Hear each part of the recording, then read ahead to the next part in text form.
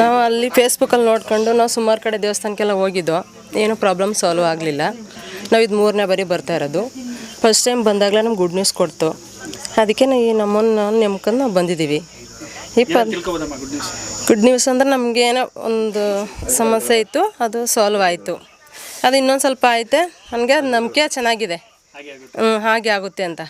ಅದಕ್ಕೋಸ್ಕರ ನಾವಿಲ್ಲ ನಮ್ಮಮ್ಮನ ಭಾರ ಇಟ್ಟು ಇಲ್ಲಿ ಬಂದಿದ್ದೀವಿ ಸರ್. ನಮಗೆ ಫೇಸ್ಬುಕ್ಕಲ್ಲಿ ನೋಡ್ತಾ ಇದ್ದೋ, ನಮ್ಮ ಮಗಳು ನಾವು ವರ್ಣದ ಹತ್ರ ಕೊಟ್ಟಿದ್ದೀವಿ ಮಗಳ. ನಮಗೆ ಅಂದರೆ ಫೋನಲ್ಲಿ ಅಷ್ಟು ಇದು ಮಾಡೋಕ್ಕೆ ಬರೋಲ್ಲ, ಮಗಳು ನೋಡ್ತಾ ಇದ್ಲು.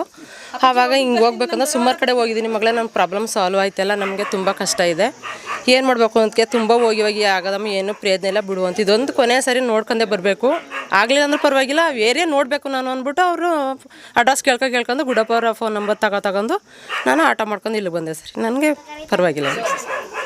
ಇನ್ನೊಂದು 2 ಮುಂದೆ ಭಕ್ತಾದಿಗಳಿಗೆ ನಮಗೆ ನಂಬಿಕೆ ಇದೆ ಸರ್. ಅವ್ರ ನಂಬಿಕೆ ಹೆಂಗಿದೆ ಅಂತ ಗೊತ್ತಿಲ್ಲ, ನಮಗೆ ನಂಬಿಕೆ ಚೆನ್ನಾಗಿದೆ. ನಮ್ಮಮ್ಮನ ನಮ್ಗೆ ಒಳ್ಳೇದಾಗುತ್ತೆ, ನಮ್ಗೆ ಆಗಿದೆ, ಇನ್ನೊಂದು ಸ್ವಲ್ಪ ಇದೆ, ನಮ್ಗೆ ನಂಬಿಕೆ ಚೆನ್ನಾಗಿದೆ ಸರ್. ಕರ್ಕೊಂಡ್ಬಂದಿದ್ದೀನಿ ಸರ್, ಇನ್ನೊಬ್ರು ಆರ್ಗಿತಿನೂ ಕರ್ಕೊಂಡ್ಬಂದಿದ್ದೆ, ಇನ್ನೊಬ್ರನ್ನೂ ಕರ್ಕೊಂಡ್ಬಂದಿದ್ದೆ, ಈಗ ನಮ್ಮ ತಂಗಿನೂ ಕರ್ಕೊಂಡು ಬಂದಿದ್ದೀನಿ. ಆಗಬೇಕು, ಪ್ರಾಬ್ಲಮ್ ಇರೋರು ನಾವು ಹೆಲ್ಪ್ ಮಾಡ್ತೀವಿ ಸರ್.